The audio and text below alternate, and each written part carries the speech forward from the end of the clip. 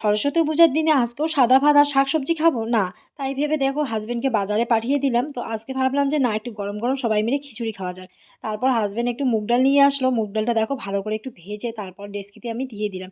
তারপর এই যে আদা থেতো করে নিচ্ছি, যা যাবতীয় লাগে উপকরণ। আর ভাবলাম যে আজকে আতপ চাল দিয়ে খিচুড়িটা খাবো। আর আতপ চালটা একটু ভাজলে পরে আঠালো ভাবটা কিন্তু থাকে না। তাই দেখো আরেকটা ভয়ংকর জিনিস যেটা হলো লঙ্কা। লঙ্কা কিন্তু ওরে বাবা! সবাই কিন্তু ভয় পায়, তাই না? লঙ্কা কাটতে। তারপর লঙ্কাগুলো কেটে নিলাম আর এই যে চালটা যে ভেজে নিয়েছিলাম চালটাও এর মধ্যে দিয়ে দিলাম। তারপরে লবণ হলুদ যা লাগে ডেচকির মধ্যে দিয়ে দিলাম। তারপর ভাবলাম যে শুধু কি ভাতেই খিচুড়ি খাওয়া হবে?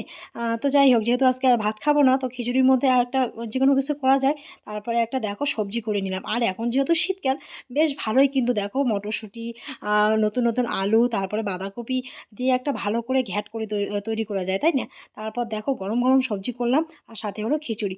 ওহ! কি দারুণ খেতে! তোমরাও পারলে এরকম করে ঝটপট করে বানিয়ে